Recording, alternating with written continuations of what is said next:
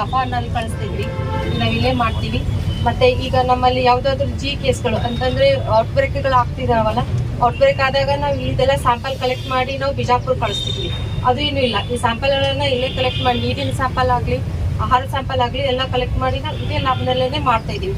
Covid ಒಂದು ಬಿಟ್ಟು ಎಲ್ಲಾನು ಇಲ್ಲೇ ಮಾಡ್ತಾ ಇದ್ದೀವಿ. ಕೋವಿಡ್ ಟೆಸ್ಟ್ ಈಗ ಸ್ವಲ್ಪ ದಿನಗಳಲ್ಲಿ ಇಲ್ಲೇ ಮಾಡುವಂತ ನಮಗ ಒಂದು ಅನುಕೂಲನೂ ಮಾಡ್ಕೊಡ್ಬೇಕಂತ ನಾವು ಕೇಳಿದೀವಿ. ಇದಕ್ಕೆ ಅದನ್ನು ಮಾಡ್ಕೊಡ್ತೀವಿ ಅಂತ ಹೇಳಿದ್ದಾರೆ. ಈಗ ನಮ್ಮಲ್ಲಿ ಮೊದಲಲ್ಲಿ ಹಾಸ್ಪಿಟಲ್ ಅಲ್ಲಿ ಬೇರೆ ಬೇರೆ ಕಡೆ ಹೋಗ್ತಾ ಇದ್ರು ಜನರು, ಅಂದ್ರೆ ರಕ್ತ ತಪಾಸಣೆಗೆ ಬೇರೆ ಕಡೆ, ಮೂತ್ರ ತಪಾಸಣೆಗೆ ಬೇರೆ ಕಡೆ ಸೆಕ್ಷನ್ ಎಲ್ಲ ಇತ್ತು. ಇದನ್ನೆಲ್ಲ ಕ್ರೋಢೀಕರಿಸಿ ಒಂದೇ ಇದರಲ್ಲಿ ಒಂದೇ ಬಿಲ್ಡಿಂಗ್ ಅಲ್ಲಿ ಎಲ್ಲಾನು ಕ್ರೋಢೀಕರಿಸಿ ಒಂದೇ ಕಡೆ ಮಾಡ್ಬೇಕು. ಅಲ್ಲಿ ಯಾರಾದ್ರೂ ಬರ್ದ್ ಕೊಟ್ರೆ ಅವ್ರು ಇಲ್ಲೇ ಡೈರೆಕ್ಟ್ ಆಗಿ ಬಂದು ಒಬ್ಬರು ಸ್ಯಾಂಪಲ್ ಗಳನ್ನು ಕೊಟ್ಟು ಇಲ್ಲೇನೆ ಮಾಡಿಸ್ಕೊಂಡು ಹೋಗ್ಬೇಕಾಗಿತ್ತು. ಅವಾಗ ಬಹಳ ಜನಸಂದಣಿ ಆಗಿ ಕ್ಯೂ ಆಗ್ತಿತ್ತು. ಆ ಪ್ರಸಂಗ ಈಗ ಬರುದಿಲ್ಲ. ನಾವು ಈಗ MR ಅಂದ್ರೆ ಡೆಂಗು, ಚಿಕನ್ ಗುನ್ಯಾ ಇವೆಲ್ಲಾನು ನಾವು ಅಲ್ಲೇ ಕಳಿಸ್ತಿದ್ವಿ. ಸ್ಯಾಂಪಲ್ಗಳೆಲ್ಲ ನಾವೆಲ್ಲ ಪ್ರತಿಯೊಂದು PSC ಇಂದ ನಾವು ಸ್ಯಾಂಪಲ್ ಗಳನ್ನೆಲ್ಲ ಕಲೆಕ್ಟ್ ಮಾಡಿ ಒಬ್ಬನ್ ಕೊಟ್ಟು ನಾವು ಬಿಜಾಪುರ ಕಳಿಸ್ತಾ ಇದ್ದೀವಿ. ಆ ಪ್ರಸಂಗ ಈಗಿಲ್ಲ, ಅದನ್ನೆಲ್ಲ ಇಲ್ಲೇ ಮಾಡ್ತಾ ಇದ್ದೀವಿ. ಹೀಗಾಗಿ ಅದು ಹೊಸ ಲ್ಯಾಬ್ ಅನ್ನು ಸ್ಟಾರ್ಟ್ ಮಾಡಿದ್ದಾರೆ. ಅದರ ಸದುಪಯೋಗಗಳನ್ನು ತಾವು ಎಲ್ಲ ಪಡ್ಕೋಬೇಕು. ನಾವು ಅದನ್ನ ಮಾಡ್ತೀವಿ ಇಲ್ಲಿ. ಮತ್ತೆ ಪರೀಕ್ಷೆ ಮತ್ತಿದು ನಾವು ಇಲ್ಲಿ ನಮ್ಮ ಇದ್ರೊಳಗ ದಾಖಲಾತಿ ಮಾಡ್ಕೊಂಡು ಒಂದು ಆ್ಯಪ್ ಮಾಡಿದೀವಿ ನಾವು. ಈ ಹಾಸ್ಪಿಟಲ್ ಅಲ್ಲಿ ನಿಮ್ಮದನ್ನ ನಾವು ದಾಖಲೆ ಮಾಡ್ಕೊಂಡು ಅದರಲ್ಲೇ ನಾವು ಎಂಟ್ರಿ ಮಾಡ್ಕೊಂಡು ಇವೆಲ್ಲಾನು ಯಾವ್ಯಾವ ಟೆಸ್ಟ್ ಗಳನ್ನ ಮಾಡ್ತಿದೀವಲ್ಲ ನಾವು ಇಲ್ಲಿ, ERT, RNT, CPIC, TB, NCD ಅಂತಂದ್ರೆ ಪ್ರತಿಯೊಂದು ಇವನ್ ಕ್ಯಾನ್ಸರ್ ಟೆಸ್ಟ್ ಗಳನ್ನು ಕೂಡ ನಾವು ಇಲ್ಲಿ ಸ್ವಾಪ್ ತಕೊಂಡು ನಾವು ಕಳಿಸ್ಕೊಡ್ತೀವಿ. ಆ ರೀತಿ ಅಂತ ಇದೊಂದು ಲ್ಯಾಬ್ ನಮ್ಮಲ್ಲಿ ಆಗಿದೆ. ಅದಕ್ಕೋಸ್ಕರ ನಾವು ಅದನ್ನು ಈ ಹಾಸ್ಪಿಟಲ್ ಅಲ್ಲಿ ಎಂಟ್ರಿ ಮಾಡ್ಕೊಂಡು ಪ್ರತಿಯೊಬ್ಬರಿಗೂ ಅದ ದಾಖಲಾತಿಗಳನ್ನು ಸಿಗ್ತಾವ್ ಮಾಡ್ಕೊಂಡಿದ್ದು ಮತ್ತು ನಿಮ್ಗೆ ರಿಪೋರ್ಟ್ ಅದರಲ್ಲಿ ಅಚ್ಚುಕಟ್ಟಾಗಿ ಸಿಗ್ತದೆ. ಹೀಗಾಗಿ ಇದೊಂದು ಹೊಸ ಲ್ಯಾಬ್ ಇಲ್ಲಿ ಸ್ಟಾರ್ಟ್ ಮಾಡಿದ್ದಾರೆ. ಎಲ್ಲರಿಗೂ ಇದನ್ನ ಸದುಪಯೋಗ ತೆಗೆದುಕೊಂಡು ತಮ್ಮಲ್ಲೂ ನಾವು ವಿನಂತಿ ಮಾಡ್ಕೋತೀವಿ. ಆ ಸರ್ವಿಸ್ ನಾವು ಕೊಡ್ಲಿಕ್ಕೂ ನಾವು ಹಿಡಿದು ಬೇರೆ ಇಲಾಖೆಯಲ್ಲಿ ಕೆಲಸ ಮಾಡೋರಿಗೆ ಅದು ಬಿಡಿಸಿದ್ರೆ ಮುಂದೆ ಹೆಂಗಪ್ಪ ಅಂತ ಹೇಳಿ ಭಯ ಆದವ್ರಿಗೆ. ಅಂದ್ರೆ ಇವ್ರಿಗೆ ಅದಿಲ್ಲ. ಈಗ ತೆಗೆದೇವು ಅಂದ್ರೆ ಒಂದು ಪ್ರೈವೇಟ್ ಸ್ಟಾರ್ಟ್ ಮಾಡ್ತಾರೆ, ಇದಕ್ಕಿಂತ ಒಂದು 4 ರೂಪಾಯಿ ಅಲ್ಲಿ ಹೆಚ್ಚಿಗೆ ಗಳಿಸ್ತಾರೆ. ಸೊ ಹಿಂಗಾಗಿ ಇವರು ನಮಗೆ ಮಹತ್ವ ಕೂಡ ನೋಡಿಲ್ಲ. ಸ್ಪಂದನ ಹಾಸ್ಪಿಟಲ್ ಪಾಪ ಒಂದು 4 ಜನ ಒಳ್ಳೆ ಕೆಲಸ ಮಾಡಿ ಕಟ್ಟಿದ್ರ, ಯಾರು ಬರಂಗಿಲ್ಲ. ಕಾರಣ ಏನಂದ್ರೆ ಎಲ್ಲ ಡಾಕ್ಟರ್ಸ್, ಇವ್ರ ಮಕ್ಕಳು ಡಾಕ್ಟರ್ ಆಗ್ಬೇಕು, ಇಂಡಿಯಾಗೆಲ್ಲಿ ಕಲಿಬೇಕು. ಅವ್ರಿಗೆ ಅಪಾರ್ಚುನಿಟೀಸ್ ಇರಂಗಿಲ್ಲ, ಅದಕ್ಕೆ ಇಲ್ಲಿ ಬರಂಗಿಲ್ಲ. ಎಲ್ಲ ಡಾಕ್ಟರ್ ಬೇಲೆ ಆಗಿದ್ದಿಲ್ಲ. ಕೆಲವು ಡಾಕ್ಟರ್ಗಳು ಒಳ್ಳೆಯವರು, ಕೆಲವರು ಸೆಲ್ಫಿಶ್ ಇದೆ. ನಿಮಗೆ ಮ್ಯಾಂಡೇಟರಿ ಮಾಡ್ಬೇಕಾಯ್ತು. ಇಸ್ರೇಲ್ ಅಂತ ಕಂಟ್ರಿ ಒಳಗೆ ಯಾರು ಹುಟ್ಟುತ್ತಾರೆ ಕೆಲವು ದಿವಸ ಕಂಪಲ್ಸರಿ ಮಿಲಿಟರಿ ಸೇವೆ ಮಾಡ್ಬೇಕಾಗ್ತದೆ. ದ ಓನ್ಲಿ ಕಂಟ್ರಿ ನಮಗೆ ಏನೋ ನಿರ್ಬಂಧನೆಗಳಿಲ್ಲ. ದೇಶ ಪ್ರೇಮದ ಬಗ್ಗೆ ಇಲ್ಲ, ದೇಶದ ಬಗ್ಗೆ ಇಲ್ಲ, ನಮ್ಮ ಜನರ ಬಗ್ಗೆ ಇಲ್ಲ. ಯಾಕಂತ ಕೇಳಿದ್ರೆ ಹೆಂಗ ಬಿ ಬದುಕಬಹುದು ನಾವು. ದಟ್ ಈಸ್ ದ ಡೆಮೋಕ್ರಸಿ ತಿಳ್ಕೊಂಡಿದ್ದೀವಿ ನಾವು. It is not A democracy. Democracy ನಮ್ಮ ಅಂತರಾಳದ ಜೊತೆಗೆ, ಜನರ ಬದುಕಿನ ಜೊತೆಗೆ ನಾವು ಯಾವ ವ್ಯವಸಾಯದಾಗಿದ್ದೀವಿ ಅದನ್ನ ಹೃದಯಪೂರ್ವಕವಾಗಿ ಸೇವೆ ಸಲ್ಲಿಸಬೇಕು. ಯಾವುದೋ ಒಂದು ವ್ಯವಸ್ಥೆ, ಅಡ್ಮಿನಿಸ್ಟ್ರೇಷನ್ ಕಾಲಾಗ, ಆಡಳಿತ ವ್ಯವಸ್ಥೆ ಕಾಲಾಗ, ಸರ್ಕಾರದ ಕಾಲಾಗಲ್ಲ, ನಿಮ್ಮ ಕಾನ್ಸಸ್ ಕಾಲಾಗ, ನಿಮ್ಮ ಆತ್ಮಸಾಕ್ಷಿಗಿಂತ ಮತ್ತೆ ಯಾವುದೋ ದೊಡ್ಡದಿಲ್ಲ ಪ್ರಪಂಚದಾಗ. ಯಾರನ್ನೂ ಹೆದರ್ಲಿಕ್ಕೆ ಹೋಗ್ಬೇಡಿ. ಆದ್ರೆ ನಿಮ್ಮ ಆತ್ಮಸಾಕ್ಷಿಗೆ ನೀವು ಹೆದರ್ಲಿಲ್ಲ ಅಂದ್ರೆ ನೀವು ಬದುಕಿಯೂ ಸತ್ತಂಗ. ಸೊ ಆ ವ್ಯವಸ್ಥೆ, ಡಾಕ್ಟರ್ಸ್ ಮತ್ತು ಈ ಸಿಬ್ಬಂದಿ ಎಲ್ಲ ಬೇರೆ ಡಾಕ್ಟರ್ಸ್ ಅಲ್ಲ, ಇಲ್ಲಿ ತೆಳಗಿನವ್ರು ಇರ್ತಾರೆ. ಮೋಸ್ಟ್ ಅವ್ರು ಎಷ್ಟು ಲೋ ಪ್ರೊಫೈಲ್ದಾಗ ವಿಚಾರ ಮಾಡ್ತಾರೆ ಅಂದ್ರೆ ಬರೀ ಕಿರುಕುಳದಾಗ ಸರ್ವಿಸ್ ಕೊಡಬೇಕು. ಇದು ನನಗೆ ಕೇಳಿದ್ರೆ ದೇವಸ್ಥಾನಕ್ಕಿಂತ ಮುಖ್ಯ. ಅಲ್ಲಿ ಬೇಡ್ಕೊಂಡು ಬರ್ತೀವಿ, ಇಲ್ಲಿ ಉಳಿಸಿ ಕಳಿಸ್ತೀವಿ. ನಮ್ಮನ್ನ ರಕ್ಷಣೆ ಮಾಡ್ತೀರಿ ನೀವು. ಒಂದು ಮಗುವಿನ ಹೆರಿಗೆ ಆಗ್ಬೇಕಾದ್ರೆ ಆ ಸಂದರ್ಭಗಳನ್ನ ನಾವು ಗಮನಿಸಿದ್ರೆ ಇನ್ನೊಂದು ಪುನರ್ಜನ್ಮ ಆಗ್ತದ ತಾಯಿಗೆ. ಅಂತ ಸಂದರ್ಭದಾಗ ನೀವೆಲ್ಲ ಹೆಂಗಿರ್ಬೇಕು? ಸೀದಾ ಕೈ ಎದ್ದು ಬಿಡ್ತೀರಿ. ಇದು ನಮ್ಮ ಕೈಯಲ್ಲಿ ನಿಗಂಗಿಲ್ಲ. ಬಿಜಾಪುರಕ್ಕೆ ಹೋಗೋದ್ರ ನಡುವು ರೋಡ್ದಾಗ ನಮ್ಮಂತ ಸರ್ಕಾರಗಳ ಅಚ್ಚಾತುರದಿಂದ ರೋಡ್ಗಳು ಸರಿ ಇರ್ಲಿಲ್ಲ ಅಂದ್ರೆ ಹೆಂಗ್ ಬದುಕಬೇಕು?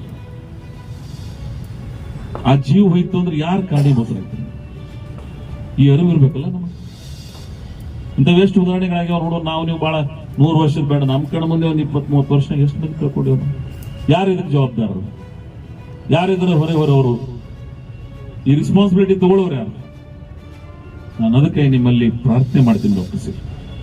ನನ್ನ ರಿಕ್ವೆಸ್ಟ್ ಅದ ನಿಮ್ಗೆ, ನೀವು ಬಹಳ ಸಂವೇದನಾಶೀಲರಾಗಿ, you are the cream of the society. ಈ ಸೊಸೈಟಿ ಕ್ರೀಮ್ಸ್ ಬರ್ತೀರಿ ನೀವೆಲ್ಲ, ಹೆಂಗಿರ್ಬೇಕು ನಿಮ್ ಸರ್ವಿಸ್. ನಾನು ಮೊದಲೇ ಒಂದು ಮಾತು ಹೇಳಿದೆ, ನಿಮ್ಮನ್ನ ನಾರಾಯಣ ರೂಪದಲ್ಲಿ ಕಾಣ್ತೀವಿ ಅಂತ ಹೇಳಿ. ಅದಕ್ಕೆ ನಿಮ್ಮ ಆತ್ಮಾವಲೋಕನ ನೀವೇ ಮಾಡ್ಕೊಳ್ಳಿ. ನಾವು ನಾರಾಯಣ ಆಲಕ್ಕೆ ಹೋಗಿದೀವೋ ಇನ್ನು ಇನ್ನೊಂದೇ ಆಲಕ್ಕೆ, ನಾನು ಅದನ್ನು ಹೇಳಕ್ ಹೋಗಂಗಿಲ್ಲ ಆ ಶಬ್ದ. ಅದನ್ನ ಗಮನಿಸಿ. ಅತ್ಯಂತ ಬಡವರು ಇಲ್ಲಿ ಬರೋರು ಯಾರು? ನಿರ್ಲಿಪ್ತರು, ಕೆಪಾಸಿಟಿ ಇದ್ದವ್ರು ಇಲ್ಲಿ ಬರಂಗಿಲ್ಲ, ಎಲ್ಲರೂ ಹೋಗ್ಬಿಡ್ತಾರೆ. ಸೋಲಾಪುರ್, ಬಿಜಾಪುರ್, ಮೀರಜ್, ಬೆಂಗಳೂರು, ಹೈದರಾಬಾದ್ ಅಥವಾ ಅದಕ್ಕಿಂತ ಹೊರಗೂ ಹೋಗೋರು ಅದ. ಆದ್ರೆ ನೀವು ನಿಮ್ಮಲ್ಲಿ ಬಂದವರು ಅವ್ರನ್ನ ಬಹಳ ವಿವೇಕದಿಂದ, ವಿವೇಚನೆಯಿಂದ, ಹೃದಯದಿಂದ ಅವ್ರನ್ನ ಕರೆದು ಅವ್ರಿಗೆ ಸರ್ವಿಸ್ ಕೊಟ್ರಿ ಅಂದ್ರೆ ಅವ್ರ ಅಂತರಾಳದ ಆಶೀರ್ವಾದದಲ್ಲ ಈ ಪ್ರಪಂಚದಾಗ ಎಲ್ಲಿಯೂ ಸಹ ಸಿಗ್ಲಿಕ್ಕೆ ಸಾಧ್ಯ ಇಲ್ಲ ಅಂತಕ್ಕಂಥ ಪ್ರಾಮಾಣಿಕ ಸತ್ಯವನ್ನ ನೀವು ತಿಳ್ಕೊಬೇಕಾಗ್ತದೆ. ಈ ಸ್ಯಾಲ್ರಿ ಇವೆಲ್ಲ ಬಿಟ್ಬಿಡಿ ಕಟ್ಕಳೆಗಳನ್ನ. ಆ ಹೃದಯದಿಂದ ಆ ಬಡವನ ಆ ತಾಯಿ ಯಾರಾದ್ರೂ ಇದ್ರೆ ಅವರ ಉದಯಾಂತರದಿಂದ ನಾನು ಗುಣಮುಖ ಮಾಡಿ ಕಳಿಸಿದ್ರು ಅಂತ ಹೇಳಿ ಇಲ್ಲಿಂದ ಹೋಗುವಾಗ ಆ ಸಂತೃಪ್ತಿ ಭಾವನೆಯಿಂದ ಏನು ಹೋಗ್ತಾರಲ್ಲ ಆ ಆಶೀರ್ವಾದ ನಿಮ್ಗೆ ಕೊಡ್ತದೆ. ನಿಮ್ ಇಡೀ ಕುಟುಂಬಕ್ಕೆ ನಿಮ್ಗೆ ಅದರಿಂದ ಒಳ್ಳೇದಾಗ್ತದೆ. ಸೊ ಅದಕ್ಕೆ ನನ್ನ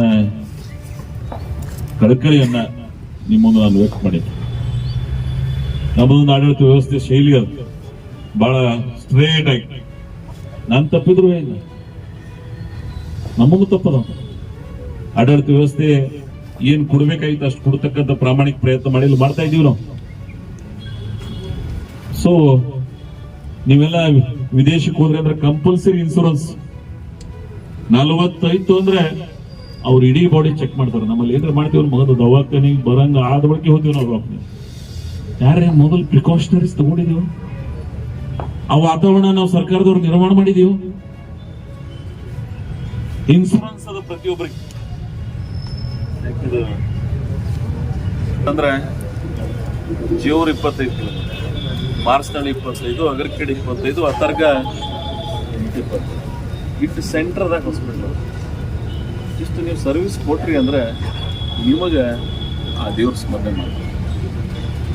ನಾವೆಲ್ಲ ನಮ್ಮವ್ರಿಗೆ ಡಿ ಎಚ್ ಒಗಳು ಮಾಡ್ತೀವಿ, ಡಿಸ್ಟಿಕ್ ಆಫೀಸ್ಗಳದಾಗ ಅವಕಾಶಗಳನ್ನು ಕೊಡಿಸ್ತೀವಿ. ಆದ್ರೆ ನೀವೆಲ್ಲರೂ ಕೂಡಿ ಈ ಸರ್ವಿಸ್ ಕೊಟ್ರಿ ಅಂದ್ರೆ ನಾವು ಏನು ನಿಮ್ಮಿಂದ ನಿರೀಕ್ಷೆ ಮಾಡ್ತೀವಿ ಅದು ನಮಗೆ ಸಮಾಧಾನ. ಕೋಳಿಕರ ಒಂದು ಫ್ಯಾಮಿಲಿ ಅದ, ಎಷ್ಟು ಮಂದಿ ಅವ್ರು ಡಾಕ್ಟರ್ಸ್ ಅವ್ರ ಮನೆ. ನಾನು ನಿನ್ನೆ ಮೂಳುಕುಳಕ್ಕೆ ಹೋಗಿದೆ, ಹಾರುಗೇರಿ ಕ್ರಾಸ್, ಬಾಗಲಕೋಟ್ ಅಥವಾ ಚಿಕ್ಕೋಡಿ, ಬೆಳಗಾವಿ ಜಿಲ್ಲೆದಾಗ ಎಷ್ಟು ಹಾಸ್ಪಿಟಲ್ಸ್ ಅದ ಪ್ರೈವೇಟ್. ಇಲ್ಲಿ ನಮ್ಮ ಜನರಿಗೆ ಅಷ್ಟು ಅವಕಾಶ ಸಿಕ್ಕಿಲ್ಲ. ಸ್ಟಾರ್ಟಿಂಗ್ದಾಗ MG ಪಾಟೀಲ್ರು, ಅಶೋಕ್ ಪಾಟೀಲ್ರು, ಆಮೇಲೆ ಶಾ ಡಾಕ್ಟ್ರು, ಇನ್ನೊಬ್ಬ ನಮ್ಮ ಯಾರು